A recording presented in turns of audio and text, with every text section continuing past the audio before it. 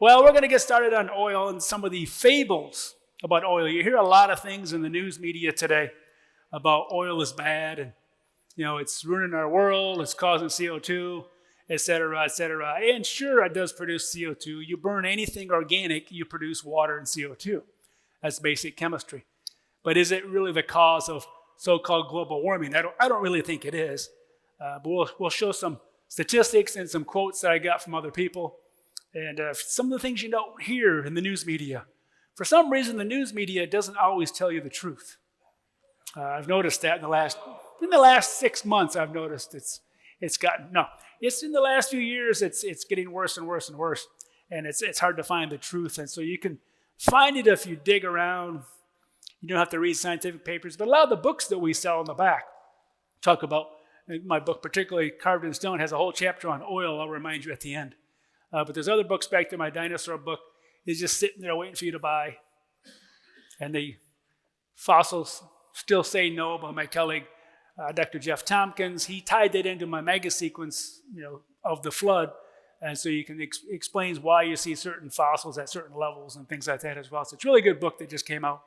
Those are just sitting back there lonely, collecting dust, waiting for some of you to take them home. Be your book pet. But all right, I've stalled long enough. Now that we can talk about, so if any of you are extreme environmentalists and you think CO2 is the enemy, we'll have to talk afterwards. We'll see. I don't think it's that bad. Oil is just not that bad. I believe oil and coal are resources that God provided for us, knowing that we would need them at this time in history to make our civilization better, to make our world better. And he provided those during the flood. So here's the chaos and death and judgment and destruction of the flood going on. And God is thinking of you and me, thinking your world is going to be better because of all this energy I'm burying in the rocks, of all these dead plants and all this dead marine algae that he buried quickly in the flood year. And that just happens to be there right when we need it at this point in history. So God's timing is perfect, but he provides for us as well. And so there's plenty of oil out there, as you'll see. Well, I'd even heard about dinosaur soft tissue. I talked about it yesterday, the original proteins in dinosaurs that are finding in dinosaurs, but also other fossils that go back even supposedly hundreds of millions of years, which when you try to explain how they were preserved that long, it's very, very difficult to explain. So the better answer is these are very young dinosaur fossils. They're young fossils in general. We believe the flood was about 4,400 years ago, not 66 million years ago or anything like that, or even older. But you might say, but we have so little soft tissue.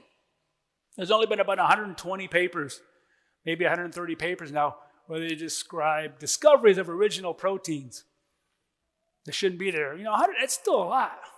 But you might say, well, that doesn't fill up much of a bucket. But what if you had enough to fill a barrel, a 42-gallon Standard Oil barrel? What if you had hundreds of barrels? What if you had millions of barrels? Well, in fact, we have billions of barrels of original proteins, essentially, original organic material. That's what oil is. Oil is organic material. They shouldn't be able to survive millions and millions of years. Oil breaks down. We'll talk more about that as we go. So in reality, oil is a soft tissue, just like dinosaur bones are containing soft tissues. We're seeing the same sorts of things. If I go back a little bit, you can see how everything over here suddenly increases, because this is when we started fracking. So suddenly the world reserves went up, boom, jumped up, and even more so than that. We really barely scratched the surface of fracking. So I'm going to talk a little bit about what fracking is. Fracking is really just taking water and pressurizing a certain zone and then putting it under such high water pressure that it fractures the rocks. And we were doing that when I was in the oil and gas business, but we were doing it vertically. We couldn't go horizontally. Today they're going down horizontally for 5,000 feet, staying within a few feet. They can aim it really well. And they're fracking way down deep. Those fractures don't make it to the surface. This story about you're ruining people's groundwater supply, I think there's only been one proven case that actually occurred in a very shallow fracking process way back somewhere on the East Coast. And so most of the talk you hear about fracking causing earthquakes as well is not really true either. It's mostly the re-injection of the fracking fluids because they have to use a lot of water to fracture the rocks. They pump that water out, and they have to dispose of it because it's got a little tiny bit of chemical in it, a little tiny bit of oil in it, so they have to put it down deep disposal wells. Deep disposal wells are all over the country. And in those deep disposal wells, instead of burying things in barrels and putting them in a landfill like they used to do, because those come floating back up, as we saw in the 70s, they now inject all of our liquid hazardous waste, including oil well water, down deep disposal wells. And if you overload a particular well that's under some sort of stress in the earth, it'll actually cause an earthquake.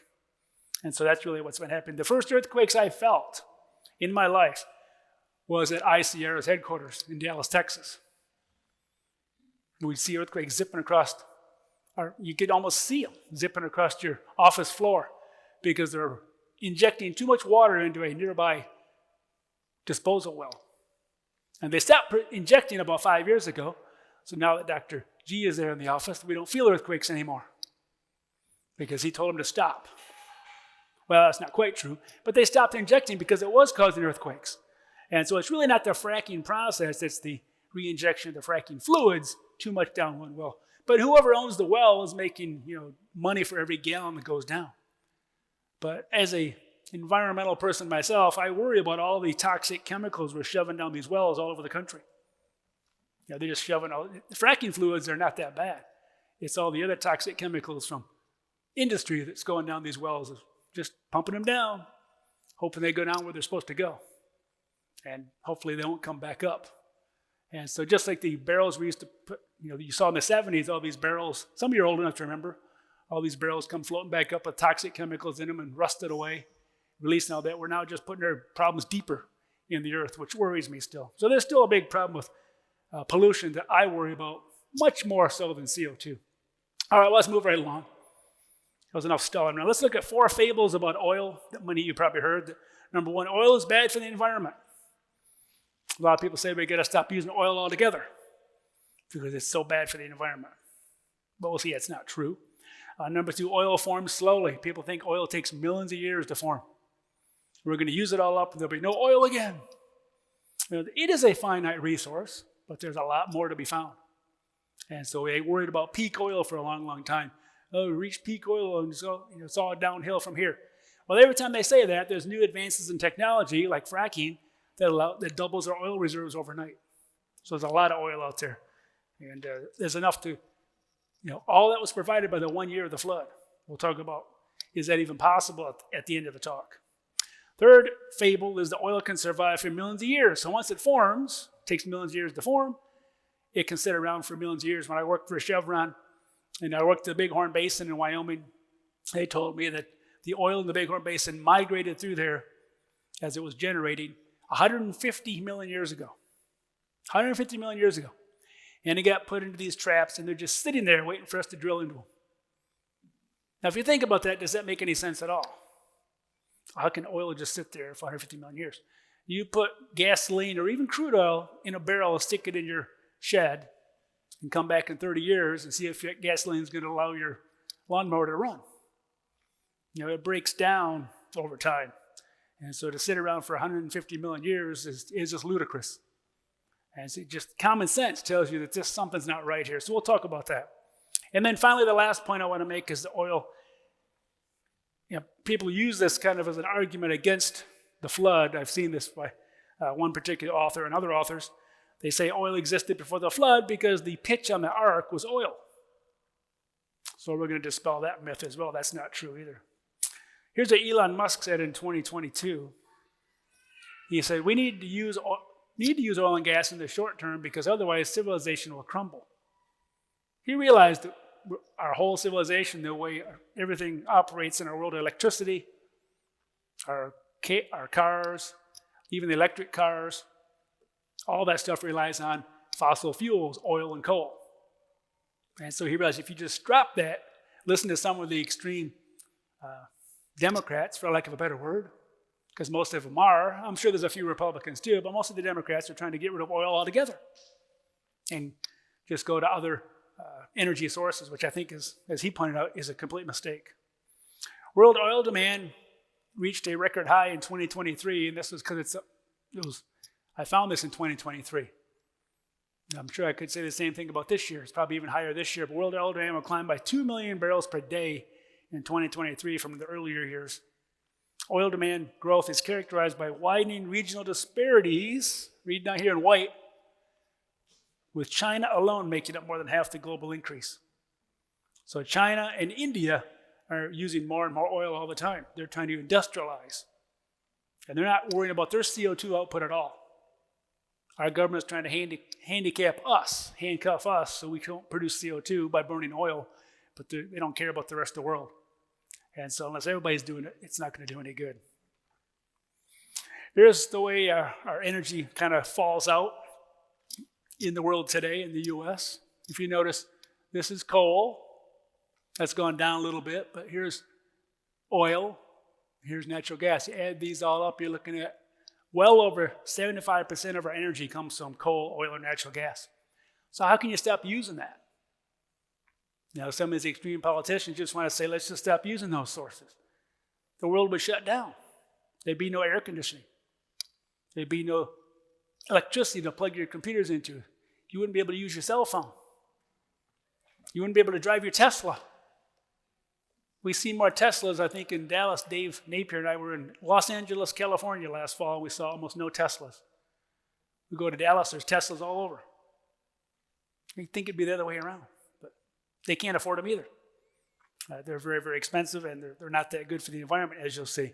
So our energy, most of our energy is supplied by coal, oil, and natural gas. When you plug in your computer, you plug in your electric car, it's being run by the coal plant down the road. So how clean is that car? It's no different than anything else we use. Here's what's happened since 1970, air pollution. By using all this oil and gas, this is the air pollution, what has happened. Say 1970, 2010, over 2020 is at the very end. You see, air pollution has actually gone down. The more we use oil, coal, and natural gas, we're burning the coal cleaner, we're burning the oil clean. All these resources are actually producing less air pollution. I worry about pollution. I don't worry about CO2. Water pollution, air pollution, those are the things that are killing people. It isn't the CO2. Plants love CO2. That's their oxygen. Remember that from your biology days? They need CO2. And actually, there's more green in the world today than there has been because there's more CO2. CO2 is going up a bit. Here's the CO2 emissions from fossil fuels. Because we're burning more fossil fuels, but look at the CO2 emissions. They're actually dropping down. Here's your three resources. So burning coal, oil, and natural gas is not causing the increase in CO2. What is? That's the question. I have some thoughts on that, but I'm going to keep them to myself. I don't believe it's really caused by humans. All right. I think some of it may just be the weathering of a lot of these exposed limestones and other rocks around the world. Just look, because you see a steady increase. Here's our increase. I'll show you in a minute. There's a steady increase. You need a steady source. And as humans, we're not producing necessarily a steady source all the time. Here's another thing you don't hear about in the news. The World Climate Declaration in 2022. 1,100 scientists. For some reason, they never invited ICR scientists to sign on here, but that's okay. But 1,100 secular scientists signed a declaration that there's no climate emergency. CO2 is not a pollutant, they said. And I agree. It is essential to all life on Earth. More CO2 is favorable for nature, greening our planet. And so in the pre-flood world, there's a lot of indications that the world did have a lot more CO2. And a lot of that CO2 got sequestered into the limestones as limestone was being deposited during the flood. And ultimately, when I get my mapping done, I'm going to try to total up the amount of limestone in the world today. I'm going to try to do some back-of-the-envelope chemistry and see how much CO2 was sequestered maybe to make all that limestone. And then I think that's what's being released. There was a study recently that showed shale is releasing CO2 as it weathers, but nobody's touched limestone. And there's a lot of limestone out there. I think maybe the cause. So all these exposed limestone rocks, the Madison Formation you see all around Montana, up and down the Rockies, all of the Dolomites in Italy, all these limestones and Dolomites are producing CO2 as they weather away. That's why when you take Tums, used to be limestone mixed with some sugar, because Tums neutralizes acid. because it's calcium carbonate, just like the chalk I used to use on the board. As a geology professor, I loved chalk with slate. It was geology in my hands. If you got an upset stomach, you just take a bite of chalk. But I never did that because it wouldn't taste good. But it does neutralize acid. You throw some HCl, hydrochloric acid, on chalk, and it just starts foaming away. And that foam, those bubbles, are CO2. That's why you take Tums, you burp. You're releasing CO2. So it's all part of the world. It's not a pollutant, though. Global carbon dioxide and climate deaths. Here you go. Here's the CO2 being released. This is what's happening. I don't know where this came from. I didn't catch that part. That's what they claim. But here's what you really see. There's a slight increase in CO2. And again, this is 300. It's gone up to about 400 now. Parts per million. So looking at 0.3% of our atmosphere. 0.3 to 0.4% of our atmosphere. Not even 0.5% of our atmosphere. So those plants are like trying to suck out less than 0.5% of the atmosphere to breathe, to do their photosynthesis. But here, there is a steady increase, but it's not that dramatic. But here's the climate deaths since 1900 to today, the 30-year moving average. Basically, everything's dropping. They tell you all the time in the news, there's more climate deaths, more climate disasters, more people are dying, but that's not true at all. The data doesn't support it. Sure, there's a few years where they pop up way up here, there's a lot of deaths. There's a lot of scatter, but overall, the average is showing a decrease. We're doing a better job of protecting people from climate disasters. But they're telling you all the time that you're the cause of those climate disasters because you're burning fossil fuels. And that's not the case at all. So if you want to get your electric car out there, let's see how you make an electric car. How do you make a battery? One electric battery requires over 200 tons of ore. Those are metric tons. Here's a conventional car. There's those things you need, all these somewhat exotic and can be dangerous metals for a conventional car, mostly the battery, and then here's your EV car for one car. And these are in kilograms, 2,200, you got to add more to that. So over 200 tons of ore for one car. Where's all that stuff going to come from? And how are you going to plug them all in at once? Everybody plugs electric cars in. There's not enough power to supply. And the power is going to have to come from fossil fuels. So let's go back to fracking. What is fracking or hydrofracking? Here's basically what we do now when they frack wells. They used to do them vertically and frack a certain zone to make more fractures, because if you make more fractures, you can get more oil to flow to the well. So they would hydrofrack. But now they can go down 5,000, 6,000, 7,000 feet and go another 5,000 or 6,000, 7,000 feet this way, and they can seal this zone off, put a bunch of water pressure in there, and fracture the rocks. At the same time, they inject sand into it to hold those fractures open. And then the oil seeps in. It doesn't really flow very well, but enough of it over enough fractures can actually seep in, and you can get a pretty good well. And so that's what they're doing in the Bakken Shale here in the Williston Basin. We used to just drill through the Bakken Shale. We couldn't get any oil out of it. But you go horizontally, you hit all these vertical fractures, and you make more fractures. But notice, this is somewhat accurate. These fractures don't go all the way to the surface and contaminate the groundwater aquifers you're drinking from. They don't go that far. And so to say that fracking is causing contamination to water supplies, it's not true at all. We're actually getting better with technology at finding oil. We can see it offshore particularly. You can see these bright spots. Onshore it's a little tougher because the rocks are harder. But you can actually see it. So we've got about a 33% success rate for these wildcats.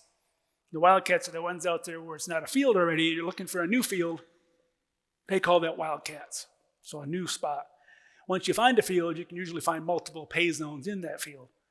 So when I worked at the Williston Basin, I found a new pay zone in one of these fields down here that nobody had produced out of in the whole region. But I didn't get any money. I got a pat on the back. Good job. But it's kind of fun. It's fun to find oil. It's kind of a game, but it's got an economic value to it. So we're doing better at finding oil, particularly offshore in deep water, 7,000 water, 10,000 feet of water. We rely on the engineers to come up with the technology. People like Dr. G. We have someone to build it. Geologists tell you where to drill, and the engineers build it and get us there and produce the oil. We just help them out. But if it wasn't for geologists, they would just drill a grid. They drill hundreds of wells to hit 1 or 2 hits. But geologists say, let's not drill here, let's try here, this is a better chance. And so we reduce the cost of just random drilling or just pattern drilling. That's what engineers would do. So we have to work together. When we worked together, we found some good oil and did it economically. Here's what happened again. This is kind of what happened when you started looking for the so-called tight oil. That's the fractures when you go into the shales like the Bakken. That's how much it increased our oil in the U.S. Particularly, we're guesstimating, and this is a guess again that's going to drop off. Nobody really knows in the future. It seems like the more we think it's going to drop off, the more we find more. And so that'll probably come back up again. Especially if the Republicans take over, there'll be probably more drilling going on as Trump has proposed. But here's the largest oil fields in the U.S. as of a few years ago. The Sprayberry Wolf Camp is down there in West Texas, Eagle Ford's in Texas, Prudhoe Bay's in Alaska, and then coming in at number 4, North Dakota and the Bakken. This includes some of South Dakota and eastern Montana as well.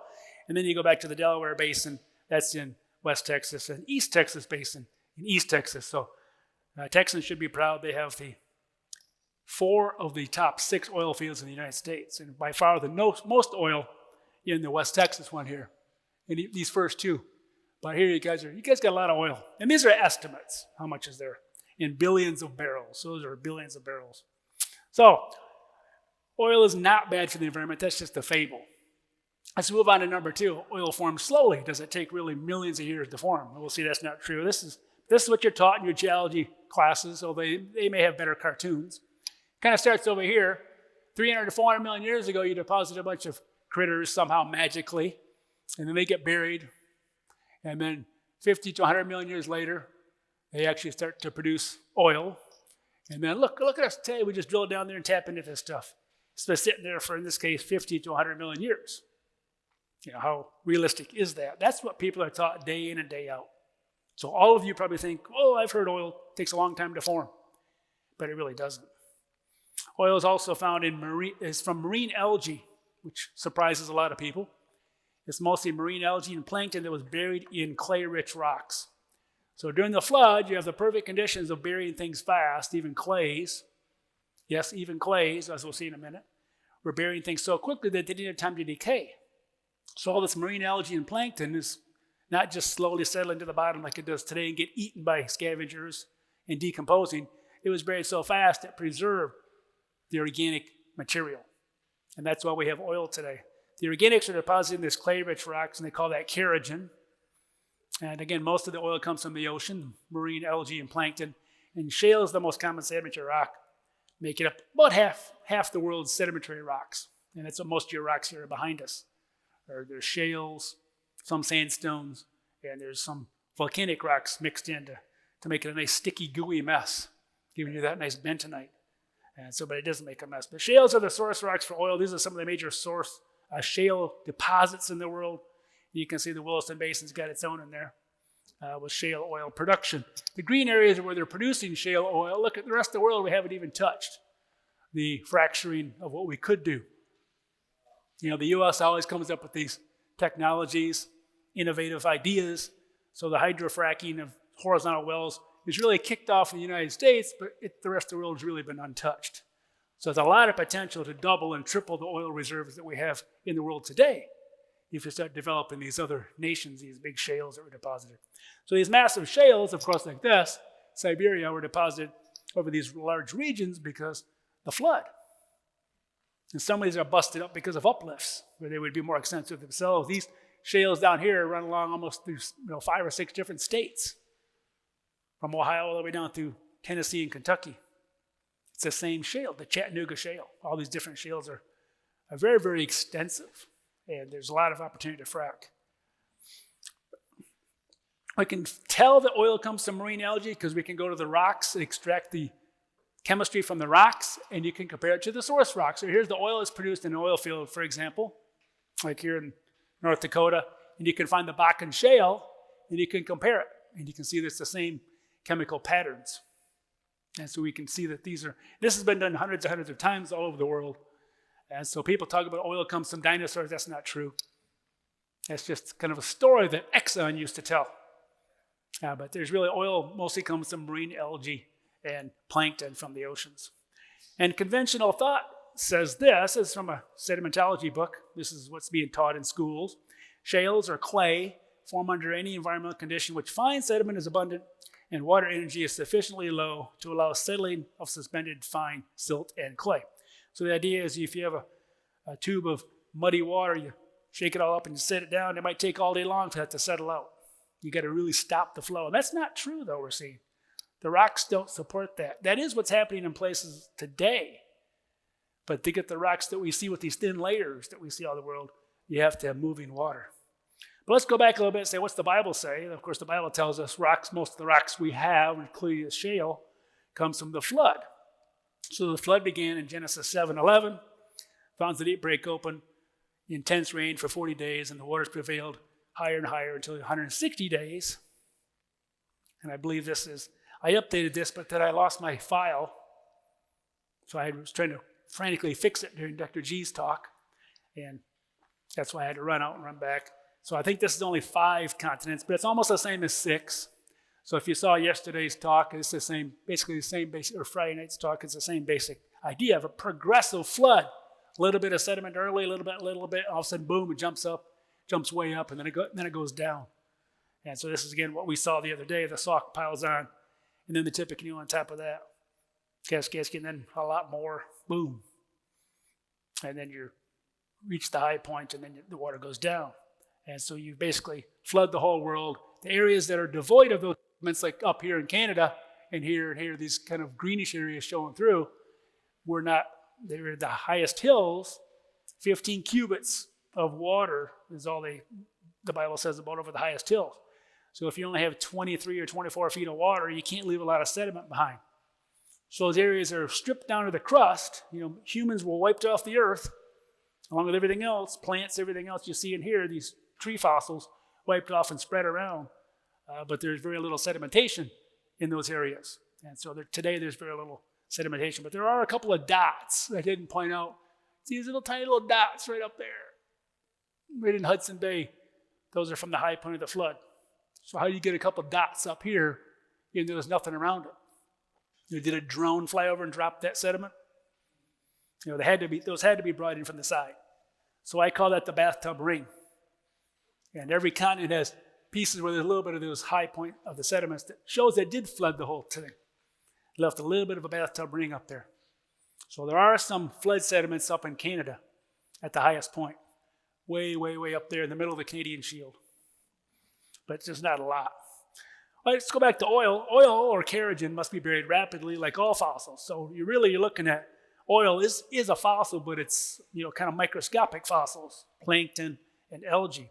And so you got to bury everything fast, just like we bury our dinosaurs fast. Everything has to be buried quickly by these tsunami waves coming through. So the real answer to shale deposition is not slowly taking a tube of mud and setting it out here and watching it all settle out overnight. It's done here. You got to mimic these layers. Our shale-rich rocks are all layered or laminated, they call it. They're thinly layered. And to get that type of a texture, you have to have what they find as persistent currents.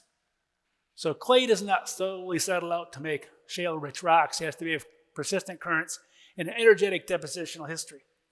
And this is some groundbreaking work that's being done at a secular university, Indiana University. And there's a German immigrant who's really showing this. He's been doing this for 20 years, and the academic world doesn't seem to care. They just keep teaching that shales take forever to settle out. You need millions of years to produce shale that's a few hundred feet thick. But that's not true at all. You have to have moving water. Not really fast moving water, but at least a foot per second. It's not as high as energy as a sandstone, for example, but you still need moving water. And so you can build up thick shale deposits much more quickly than has been taught in the schools for decades and decades and decades. So this is what Steve Austin, my predecessor, calls the shale revolution, the mud rock revolution, because they're showing that mud rocks are deposited by moving water, not by slowly settling out a solution. So some of you look like you're stunned because you never heard this before. And it might be true because you don't hear about this other than in some of the academic journals But the books still aren't saying anything about it. They stick to the old story of everything took millions of years. Even these rocks took millions of years. They don't want to lose their story. You know, they don't want facts to get in the way of a good story. And it's but everything has to be deposited by moving water, even limestone. The same guys did flume studies on limestones in the laboratory, and they're showing that limestone has to be deposited by moving water as well. And so every rock we see is deposited by water. Where have we heard that before? In the book of Genesis. There was a global flood. They deposited all these sedimentary rocks all over the world. So we do see, in fact, there's fast oil generation does occur. It doesn't take millions of years. Kerogene's in there, it gets buried in those rocks. But the rocks are being deposited quickly by water. And this process, once it reaches about 60 to 120 degrees Celsius, it's known as 100 degrees Celsius is boiling at the surface. So it's pretty hot under the ground, it gets hot. That's known as cracking, or you crack the oil. And so there's an oil window that rocks have to be down about 5,000 feet before they start to generate the oil. If there's organics and kerogene in there, you got to cook it out. So if you're too shallow, there's some areas in Australia I just got done studying that are too shallow. They drilled a few wells and there's no oil because the rocks are only 3,000 feet deep. They didn't get very deep enough to get heated by the earth. So you need to get down 5 to maybe 15,000 feet down to produce oil. Eventually, it just turns into natural gas if you get down too deep, 20,000 feet or more. But it's very important for oil and gas geologists. You got to make sure you're in an area that was buried deep enough to produce the oil. And then we find out in the laboratories, under the right conditions, you can make algae into oil in under 60 minutes. Not 60 million years, not 60 years, not 60 days, under 60 minutes. So that's the right condition. Of course, it takes more energy to do that today than to find the oil, but you can make marine algae into oil in under 60 minutes under the right conditions. And so it's all about the right conditions. And the flood provided the right conditions to bury all this oil, or material that became the oil, because it buried it so quickly it didn't have time to decay. Things today, when they die, they don't become fossils. They're not burying lots of marine algae today. It goes to the bottom and dies, and it gets eaten. But during the flood, if you're burying things fast, you don't have time to. The scavengers can't work, and so you can bury up this organic material. So what does the Bible say about oil? When does oil first show up in the Bible? I think it shows up right here. Oil was generated within about 100 to 300 years after the flood in the days of Peleg. So approximately 200 years after the flood, it says in Genesis, "Then they said to one another, 'Come, let us make bricks and bake them thoroughly.' They had brick for stone, and they had asphalt for mortar." In Genesis 11:3, at the Tower of Babel. They're using oil seeping from the ground already within 100 to 300 years or so after the flood, about 200 years after. And we still see that today across the Middle East. This is oil fields and oil seeps. The seeps are the dark colors. All these things, darker green colors in here. These are all these seeps that are still there today. There's plenty of oil seeping out of the ground. There's oil seeping up under the Gulf of Mexico today. I think I read somewhere, maybe I'm wrong, but it's like 1 million barrels per year are coming out of the Gulf of Mexico. Some ridiculous amount. I could be wrong. But it's a lot more than you think, but it's being eaten by bacteria as it comes out. The BP spill, it happened a few years ago, unfortunately killed some people. They had a big blowout. They weren't following their protocols. And it blew out and burned, and all the oil spilled. Most of the oil was eaten. They collected a lot of it, about a quarter of it they picked up and scooped it up with these big boats and streamers and hauled it in and pumped it in. And then some of it sank to the bottom. Some of the really thick oil became tar because you eat the lighter stuff first, but the bacteria ate the other half of it. So most of the oil there's no really oil at the surface anymore. Bacteria loves oil. It's like their food for certain bacteria. But here's some of how oil seeps happen. This is kind of how you get to get this sort of thing going on. You get an oil reservoir down here, and there's fractures. They'll come right up as well. So underneath the Gulf of Mexico, there's so much oil. Off California, the same thing. There's so much oil that's coming up along these fractures. It's trying to get to the surface because it's lighter than water. So the groundwater floats into these traps, and oil and gas geologists try to drill these traps, upside down cereal bowls, called anticlines. but we can't get it all. Some of it seeps to the surface. And that's how people used to find oil. The first oil wells in the United States were drilled near oil seeps. You didn't need any geology to find oil. You just, here's a seep, let's drill. That's what they did in Pennsylvania. And they started doing that in Texas, in California. And they're like, well, we drilled all those up, now what do we do? And then they had to hire geologists to help them find oil. Now they lay us all off. We got too much oil. All right, truth of oil formation is oil can form quickly, again, in the right conditions in less than an hour. And within a few hundred years after the flood, we do see evidence in the Bible of oil. Bitumen or asphalt, whatever you want to call it. It's a different Hebrew word than what's used earlier. So oil is not bad for the environment. Oil forms quickly. And let's see about this fable. Oil can survive for millions of years. Well, again, as I mentioned, oil is a soft tissue or original organic compounds. And so oil is an organic compound made of carbon and hydrogen atoms. That's why it's called a hydrocarbon. There's a lot of carbon in there. And it basically makes benzene rings. If you studied organic chemistry, I was forced to take a class in that. And I forgot most of it. But it makes these benzene rings. You got to have carbon with hydrogen, hydrocarbons. That's the basic idea behind oil, is it's a natural organic compound. So when you burn it, it produces CO2 and water. Well, is there such thing as pasteurized oil? I looked through the literature trying to figure out how do geologists explain oil that's supposed to be 100 million years old or 150 million years old. And this is what I found in the AAPG Bulletin, which is the American Association of Petroleum Geologists. They had a big discussion around between 2000 and 2015. They said, in general, biodegradation rates reach an assumed pasteurization temperature at approximately 80 degrees Celsius. So they think the oil is pasteurized by the earth. And once it's pasteurized, it just stays that way forever. It's like your pasteurized milk. They heat it up to a certain temperature, and then that keeps bacteria from growing in it.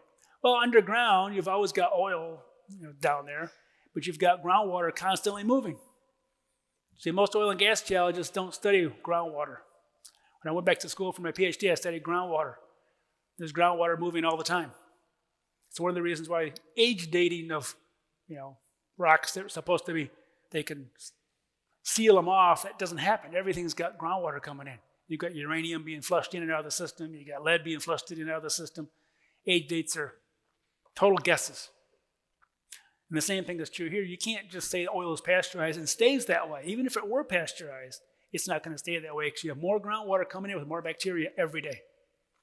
The average rate of groundwater flow is about 50 feet per year. For those of you that speak metric, that's 15 meters per year. That's how fast groundwater, and that's the average rate. Sometimes faster, sometimes slower. But groundwater is always moving. If it gets contaminated, it's going to move that contamination. It's going to dilute it, but it'll move it. But there is no way to, it's why we can't throw anything away without it leaking. Everything leaks. We seal our landfills with plastic liners, and we have systems underneath to try to trap anything that leaks. We know they're going to leak. Everything leaks. We try to make. And oil leaks as well. Leaks to the surface. Groundwater is coming in from below, bringing in more oil, but it's also bringing in more bacteria. So you cannot pasteurize oil.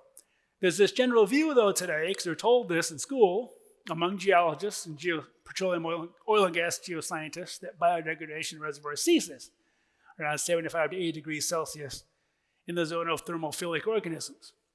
So that's the whole idea of pasteurizing things at 80 degrees.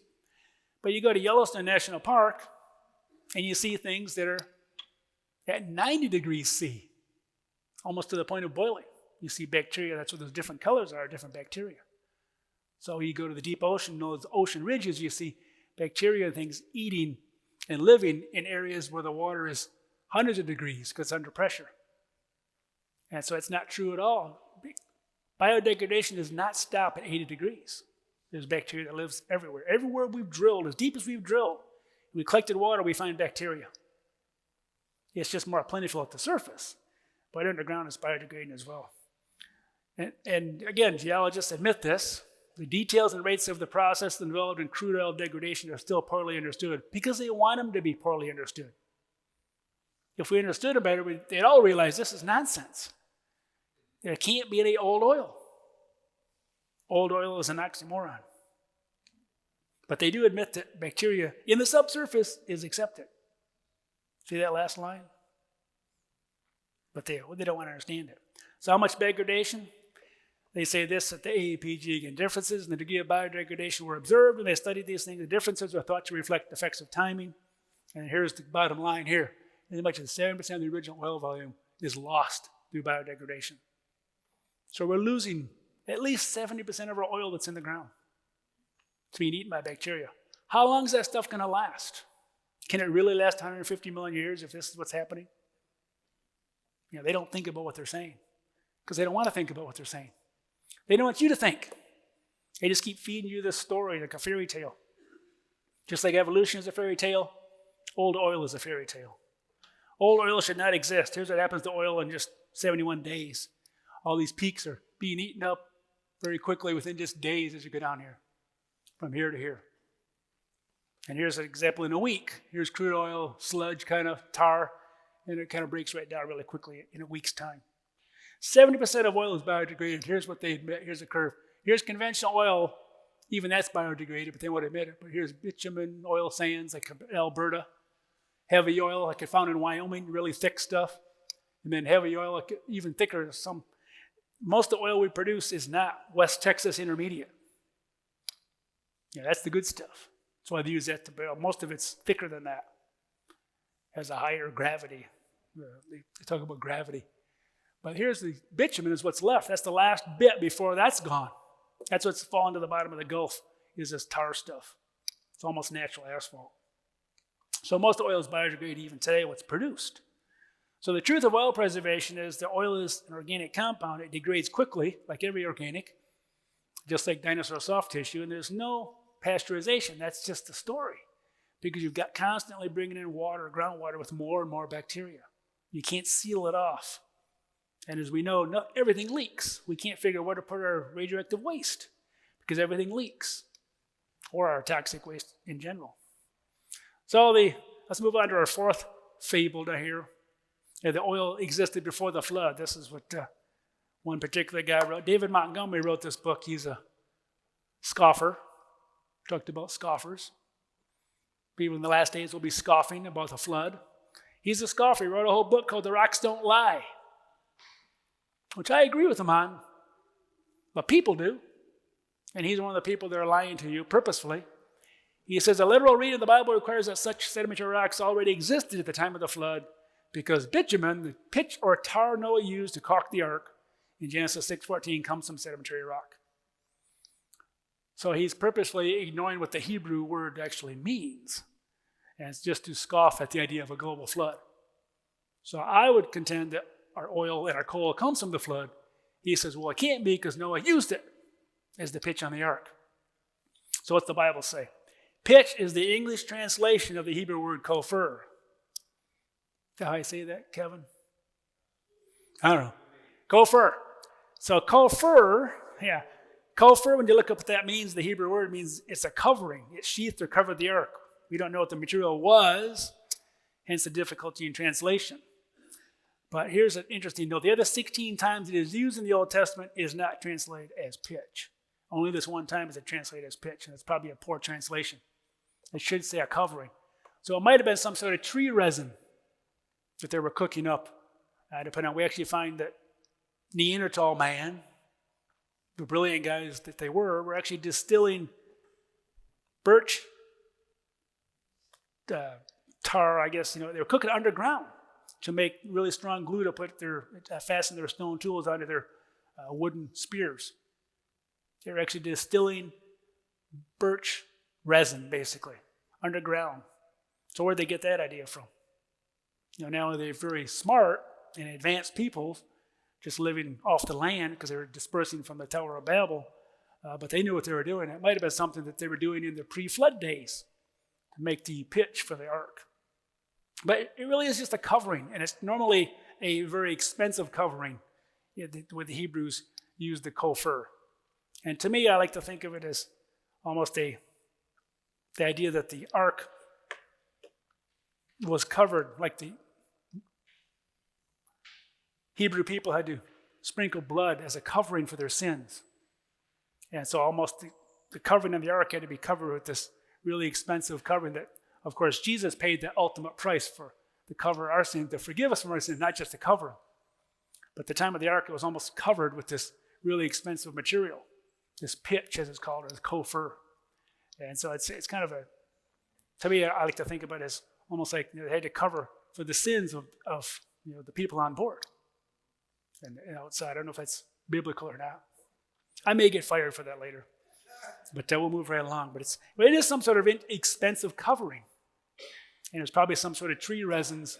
It's not oil at all. The only time the word in the Tower of Babel is used, it's a different Hebrew word when they're talking about oil in Genesis 11. And that's when oil first shows up. So this is not oil. David Montgomery should be ashamed of himself because he should know better. That gopher does not refer to oil, it's just a covering. It's just a poor translation by the King James people, I think, to that particular one instance. Others, they did really well. It's not the best word. Anyway, but at the time, they didn't have oil to worry about. So we didn't really know. But anyway, 4 fables, I think, are fracked. As I wrap up here, oil is not necessarily bad for the environment. It's just that you're told all the time. With oil, things aren't as bad as they're made out to be. Air pollution's gone down. I think God provided oil and coal for us to use to make our lives better. I mean, think about if we didn't have oil or coal. What would we be burning? You guys would be burning buffalo dung. There's not many buffalo anymore. There's no trees, except we'd cut all those down. You couldn't live in North Dakota without coal and oil. Most of the world's the same way. And burning, they found out they'd done studies of people that live on, basically almost Stone Age cultures, living with fires every day, and that breathing those fumes is actually causing their lives to be shortened. They're breathing all the smoke and the fumes from the wood that they're burning all the time. It's hazardous to your health too. So oil and coal have actually improved our lives dramatically, allowed us to do all these amazing technological discoveries and things that we've done. And believe it or not, we actually put people on the moon. You don't believe that? Okay. I do. I watched it. But the young kids today, I don't understand it. Anyway, oil forms rapidly. We saw that you can make oil in less than an hour. Third, oil cannot survive for millions of years. It would biodegrade. You can't pasteurize oil and expect it to stay that way because you've got groundwater flow coming all the time, bringing in more bacteria. But it's a good story. And no oil existed before the flood. I don't believe any oil existed before the flood. Because the one time they reference the pitch, it's a different Hebrew word than what's used in Genesis 11. They're talking about the asphalt or the bitumen used in the mortar at the Tower of Babel. And by the way, those mortars, some of those are still around. Those mortars mixed with oil and mixed with the cement that they made is really, really strong stuff. And some of that still exists today from back thousands and thousands of years ago. So the bottom line is there was a flood. And that produced most of the world's oil-bearing rocks today, if not all of them, and the coal that we see today. And those of you that are scoffers again, and you should say, but how can there be enough in a year of the flood? How can you have enough, organic material to make all the oil we see and all the coal we see? Well, here's the study done way back in 1978. Dr. Gluz had already graduated from high school at this point. I graduated this year, actually, 1978. He was a year ahead of me. The present biomass is enough to explain all the oil ever found. So the volume of biomass in the oceans today, if you just took what's there today and buried all the biomass, you'd have enough carbon, 2 times 10 to the 22nd grams of carbon, adds up to just a few percent, of which provides enough material for all the oil ever found. That's a few percent of what's oil that's ever found. So it's just a small matter of what's in the world today can explain all the oil ever found. That's the way I should have worded it. So a little bit if you just a small percent of what's in the world today in terms of the amount of carbon in the oceans would explain all the oil ever found well over probably 20 times over. And so there's been a lot of biodegradation, yes, but there's still a lot of oil there today. And oil is still being produced today. Oil is still coming up. Some of these wells we produce in the Williston Basin produce well over what they should have produced because oil is slowly still being produced, drop by drop, being carried by groundwater. And so you're not going to fill up a field you deplete, anytime soon, but maybe 400 or 500 years down the line, that oil field will fill back up. Who knows? One thing you should remember is if, to me, it proves the oil can't have formed millions of years ago, is because when we frack oil, like in the Bakken Shale, we frack oil in West Texas, and you go down and you frack that stuff, those rocks are supposed to be about 250 million years old in West Texas. And if you frack down there, why is there still oil there? Why are they still producing oil? Why has it become the largest oil field in the country when it should have produced all of its oil hundreds of millions of years ago? Because it's not that old, and there's still oil being produced, droplet by droplet by droplet. But oil is not that old. Oil is from the flood. So I wish this was colored picture. It's a beautiful sunset shot. To me, this puts joy to my heart. I love to see pump jacks. That's West Texas Intermediate. That's Earl, as they say in Texas. Texas tea. But it's not just in Texas. It's all over the world. God provided these resources for us to use to make our lives better. And there's a whole chapter in my carved in stone book, and there's still a lot of them back there waiting for you guys to take home. So we don't have to ship them back and in shame because we didn't sell them all. But there's a whole chapter. Chapter 18 is all about oil and coal in much more detail than I can give you here. And it explains everything I said in greater detail. So if you missed anything, there's a good chapter in there, lots of good pictures. But it also explains the Ice Age. It explains the flood. I had lots of other topics. It even shows the pre-flood world, why you find dinosaurs here, not there, for example. Why you guys most of the dinosaurs out here in the West. All that's in there as well. And so we went through that before. And then the Creation Basics and Beyond book, again, there's a few of those left. It covers a little bit of everything. But we also have a really good fossil book. Joel, be Vanna White for me and hold up the fossil book that Jeff Tompkins put together. He's Vanna. That's a really good book that just came out less than a year ago on the fossil record, why the fossils are ordered, why you see marine fossils early. It all goes back to the progressive flood. And then there's another book, my dinosaur book back there as well, which explains why you find dinosaurs in certain places. But it's a pretty good book. Lots of those books are lonely. They want a owner. So please help us out. And there's lots of other books out there as well. Now you guys know the IBA also has lots of books that are lonely. And so don't forget about both sides back there. Anyway, thank you all very much.